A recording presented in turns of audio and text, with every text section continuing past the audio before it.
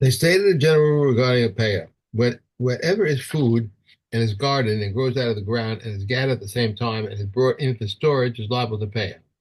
And grain and pulse are in this general rule. Among the trees, the sumac, the carobs, the nuts, the almonds, the vines, the pomegranates, the olives, and palms are subject to pay. One always gives pay and is exempt from the maaseh until it is even. And he may give it his hefker, and he may give it his hefker, and it is exempt from the maaseh until it is even. And he may feed cattle and wild animals and birds, and is exempt from maaseh until it is even. And he may take from the granary, and he may now sow, and is exempt from the maaseh until it is even. This says Rabbi Akiva. If a priest and a Levite purchase a threshing floor, the maaseh are theirs until it is even. And if a person consecrates and redeems, he is liable maaseh until the treasurer evens. Okay. Carry on, you doing one more in base? I'm sorry, was more. I'm sorry. The following things form a division within the field regarding lower Peah, where a tract of land to be considered as two fields and to be obligated to leave Peah in each one of them. The brook, like a wadi, which passes through the field, even if it does not flow, and the channel which draws water from the conduits in the fields. The Gemara explains that this is. Well done, you're Um, going into commentary there. I know, I realize it. I'm sorry. And these form a division regarding pay. The brook and the channel, the private way, the public way, and the public path, and the private path that is permanent for the sunny season and the rainy season, for the uncultivated, for the plowed field, and another seed. And if a person reaps for fodder, it forms a division. So Reb Meir says, and the sages say it does not form a division unless it is plowed. Okay. Okay. Okay, so now, Amas hamayim she'ena yechola lehikatzer ka'achas. So the Tanna Kamma said in the previous Mishnah was about the shlulit. Okay, the shlulit, which is called the channel. Okay, and Mhm. it said that a channel is a mafsik between two sides of a field. Says Rabbi Yehuda, if you have a channel that's big enough that you couldn't stand on the one side and reach over and harvest the stuff on the other side, that's what's mafsek.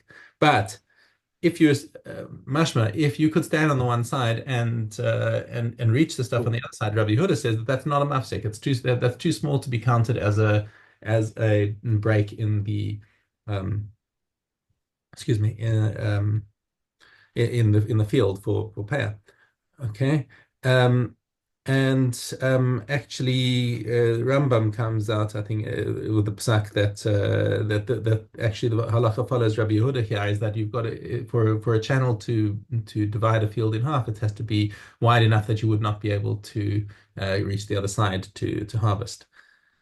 Actually, some people interpret this as if you're standing in the middle, that you could reach both sides. That would also mean that you can join them together.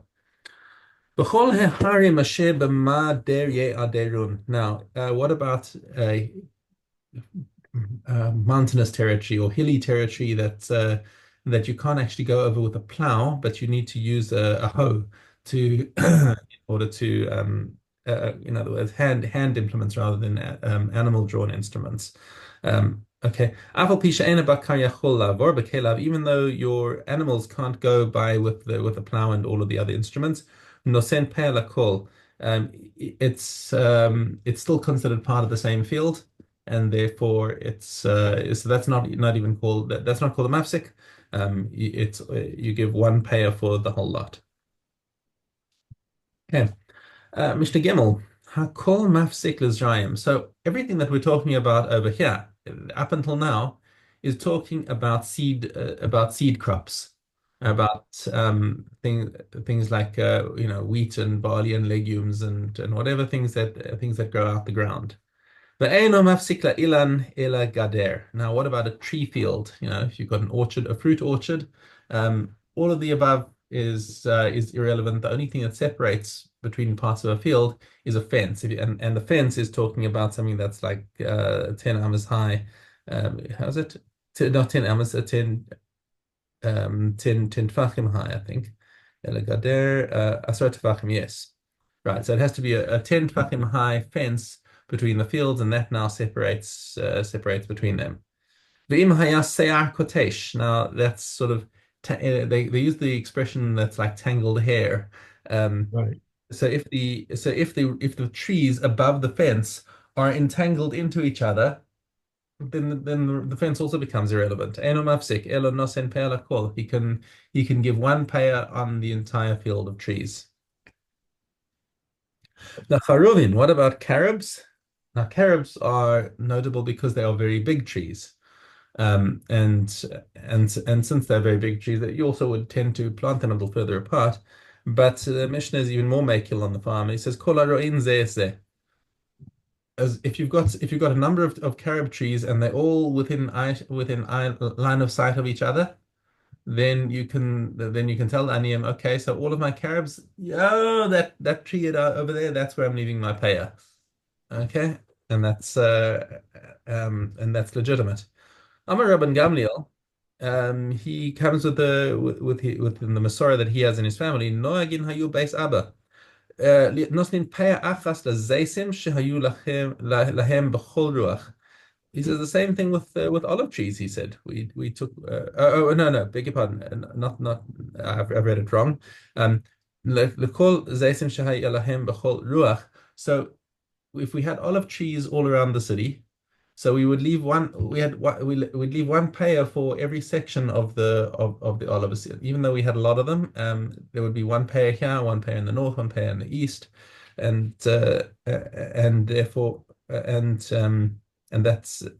that seems to be consistent with the general practice. Also we had carob trees. Kol haroyin zeh es zeh. And he's saying that's exactly the halacha. What the Tanna Kama said over here, that's what we used to do, is that even though we were makpid on the olive trees that they'd have to be in every direction, but the carob trees, if they were a line of sight of each other, then we would use one pair. Rabbi Eliezer b'Rabbi Tzadok omer mishmo, af lacharavim shahiu lahem b'chol ha'ir. So he adds over here. He has another Masorah of what Rabban Gamliel said. He said they would lo hayu nosnim ela peah achas. They would only give one pair, even though they don't see them, even though they don't see them from one to the other. But the halacha Uh-huh. does not follow Rabbi Elazar, but Rabbi Tzadok. So he was going even further than what the Tanakh was saying, that it's just they're all bound together by cities, even if they're not line of sight. Okay, and I don't that's think yeah. I don't think I've ever seen a carob tree. I've Uh, never seen one. we have carob trees all around the city.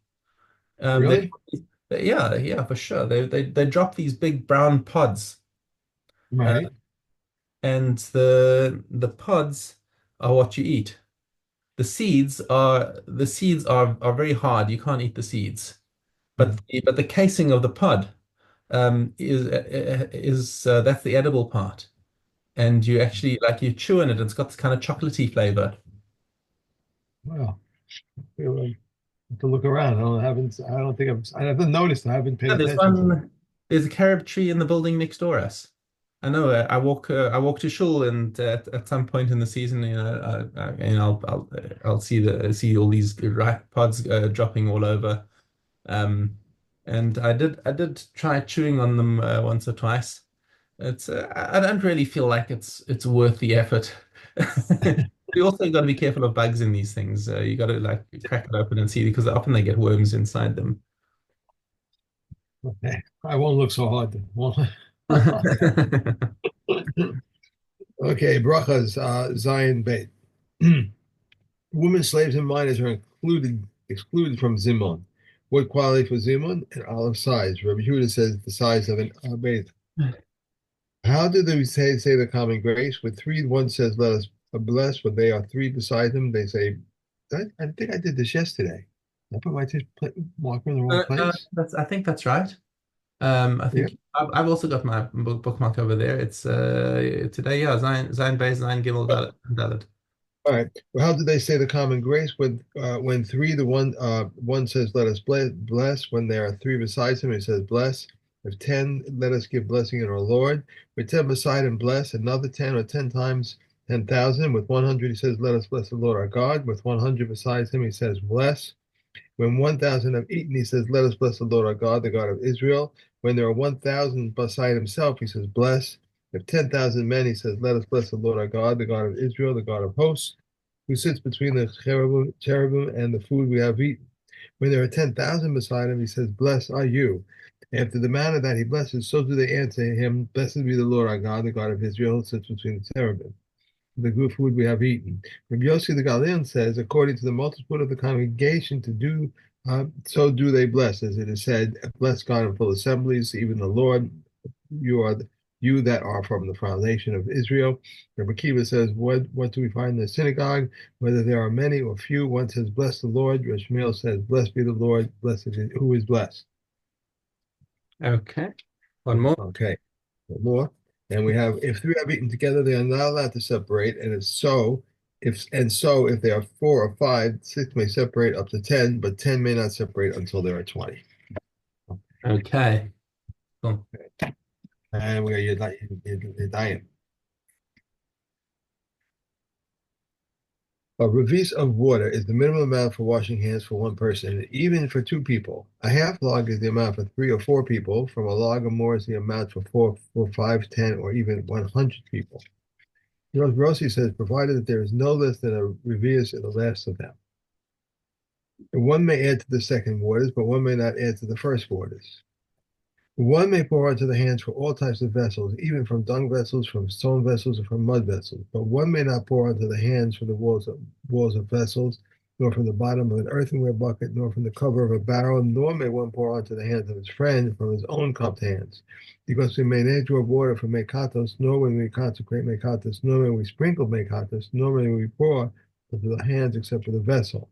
And nothing with a sealed cover can protect the contents from tuma except vessels. And nothing can protect foodstuff from contracting tumor from an earthenware vessel except vessels. Regarding water that became unfit for an animal to drink, if it is in vessels, it's invalid, but if it's in the ground, it is valid.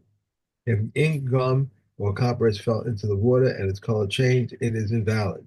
If one used the water for any manner of work, or if he soaked it in his bread, it is invalid. If Shimon the Timnite said, if he intended to soak it in this water and it fell into a different water, it is valid.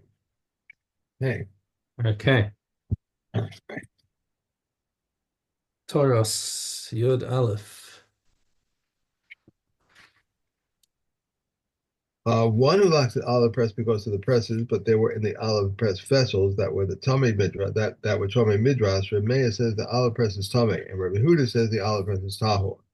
Reb Shimon says if the vessels are tahor for them, the olive press is tummy, and if the vessels are tummy for them, the olive press is tahor. Reb Yoshi says, but why are the contents of the press tummy? Only because Amaretz are not acquainted with the tumah of a movement. Presses were coming in and going out of the olive press, and there were tummy beverages in the olive press. If between the beverages and the olive there is enough distance for them to dry their feet on the ground, the olives are tahor. If in front of the presses and the grape harvests there was tuma, they are believed to say that we did not touch it. And similarly, the children among them may go outside the entrance of the olive press and relieve themselves behind the fence, and they are deemed to be still tahor. How far may they go? Remain tahor only as far as we can still see them. With regard to olive presses and grape harvests, and once he brings them into the area of the cave, it is sufficient. These are the words of Reb Meir. Reb Yoshi says he must stand over them until they immerse. Reb Shimon says if they are tahor to themselves, he must stand over them until they immerse. If they are tummy to themselves, he does not have to stand over them until they immerse. Okay, Hmm. that's it. Yeah, that's right. And we are on to videos. The entrance of the antechamber is high. Its height was 40 amos, and its width was 20 amos, and five decorated oak beams were above the entrance. The bottom beam was wider than the entrance by 1 amma on this side, and 1 amma on the side. The beam on the 1 amma on this side. The beam above it was wider than the first beam by 1 amma on this side and 1 amma on that side. It is found that the uppermost beam was 30 amos, and a row of stones was between each and every beam. And beams of cedar were fixed between the wall and the hakel, and the wall of the antechamber so that the wall should not buckle. The chains of gold were attached to the ceiling of the antechamber, which young Kohanim would climb up and see the crowns. As it is stated, the crowns will be a remembrance for Helen, for Tobiah, and for Jediah, and for Chaim, son of Zephaniah, and the Hakel of Hashem. A golden grapevine stood at the entrance of the Hakel, and it was suspended upon wooden poles. Anyone who donated a leaf or a single grape or a cluster of grapes would bring the donation and hang it on the golden vine. But Eliezer, the son of Reb Zadok, said there was once an incident where 300 Kohanim were appointed on its account. The entrance of the Hakel, its height was 20 amos, and its width was 10 amos, and it had 4 doors, 2 at the inside, 2 at the outside, and it is stated there were 2 doors to the Hakel and to the Holy of Holies. The outer doors opened at the entrance to cover the thickness of the wall, and the inner doors opened at the Hakel to cover the area behind the doors. The entire Hakel was plated with gold except for the area behind the doors. Rabbi Yehuda says both sets of doors stood within the entranceway, and they were like a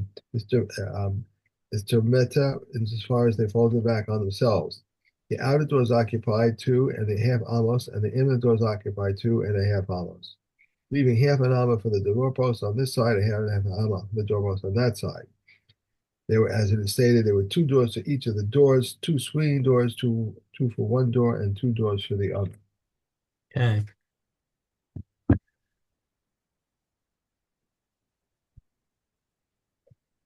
Okay, yeah. Okay, test Aleph. If one borrowed a cow and borrowed the service of its owner along with it, or hired its owner along with the owner, he borrowed the service of the owner, or hired him and afterwards borrowed the cow and it died, he is exempt, as it is said. If its owner is with him, he need not pay. But if he borrowed the cow and afterwards borrowed the service of the owner, or hired him and he died, he is liable. He is liable. As it is said, if its owner is not with him, he shall surely pay. If one borrowed a cow and he either borrowed it for a half a day or hired it for half a day and borrowed it for one day and hired it for the next day or hired one and borrowed one and it died, the lender claims that the borrowed one died or that it died on the day it was borrowed or that died on the hour that was borrowed. Now the other one says that it does not know, he's liable. The renter claims that the hired one died or that it died on the day it was hired or that it died during the hour it was hired, while the other one says he does not know and he's exempt. If this one claims it was borrowed one, if this one claims it was the borrowed one and this one claims it was the hired one, the renter swears that the hired one died, and this one says he does not know, and this one says he does not know, then they divide. If he won't borrow a cow and sent it to him through his son, through his slave, through an agent, or through his son, the slave or agent of the borrower, and it died, he's exempt. The borrower said to him, send it to me through my son, through my slave, through my agent, or through your son, through your slave, or through your agent. Or the lender said to him, I am sending it to you through my son, through my slave, or through my agent, or through your son, or through your slaves, or through your agent. And the borrower replied, send it. And he sent it, and it died. He's liable. So it is at the time that he returns it. Sachim.